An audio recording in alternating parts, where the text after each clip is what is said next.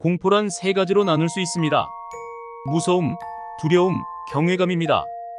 첫 번째 무서움이란 천적에 대한 것입니다. 고양이 앞에 쥐가 느끼는 것이죠. 혹은 폭력에 맞설 수 없는 인간이 느끼는 것이기도 합니다. 두 번째 두려움은 리비도 합리화라는 정신작용에 의해서 등장합니다. 흔히 이야기하는 이성 공포증이 여기에 속하는데 너무 좋아해서 반대 반응이 나오는 겁니다. 자기가 좋아하는 연예인을 봤을 때도 그런 반응이 나올 수 있죠. 마지막으로 경외감이란 존경심의 하나입니다. 종교에서도 하나님을 두려워하라, 경외하라 이런 말을 합니다. 이때의 경외가 존경하기 때문에 어려워한다는 것을 의미합니다. 예를 든다면 존경하는 스승에게 야단을 맞는다면 제자는 두려움에 사로잡힙니다. 공포도 상황에 따라 단일하게 등장하는 것이 아니라 이렇게 구분이 됩니다. 사람들이 자주 경험하는 공포증 중 하나는 무대공포 혹은 사회공포입니다. 이러한 것은 생활에 곤란함을 줍니다. 그런데 이때 등장하는 공포도 꽤 복잡한 변형 과정을 거친 겁니다. 혹시 영화 코요테 어글리를 보신 적이 있으신가요? 주인공인 바이올렛이 무대공포증에 시달립니다.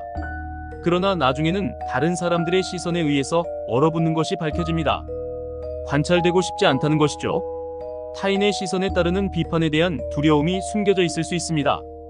대중에게는 이런 말이 알려져 있습니다. 어린 시절 부모님의 칭찬을 받고 자라는 아이는 무대공포에 시달리지 않는다는 말입니다. 틀리지 않은 말 같으니까 대부분 이 내용을 수용합니다. 현실도 그럴까요?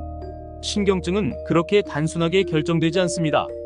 알려져 있는 연예인들의 이야기만 들어봐도 무대공포에 나오지 못할 사람들이 많습니다. 그리고 이런 류의 공포증을 치료하기 위해서 일종의 홍수법을 쓰는 경우가 있습니다. 그 덕분에 끔찍한 경험을 하게 되는 경우도 있죠.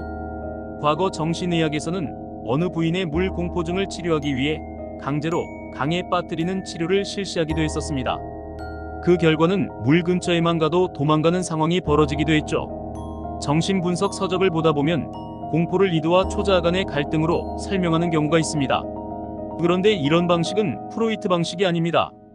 그냥 적당히 개념만 가져와서 갖다 붙여서 이런 거예요 라고 설명하는 정도입니다. 이드와 초자아의 기능이나 관계를 전혀 고려하지 않은 내용이죠. 우리 정신장치의 에너지들은 모두 이드에서 공급이 됩니다. 따라서 이드에서도 초자아의 에너지를 사용하고 있습니다. 그래서 하나의 기계처럼 정신장치들이 유기적으로 작동하고 있는데 그런 내용들이 제대로 알려져 있지 않은 상황입니다. 그 덕에 임상에서도 실용적이지 않다는 말이 나온다는 생각도 듭니다.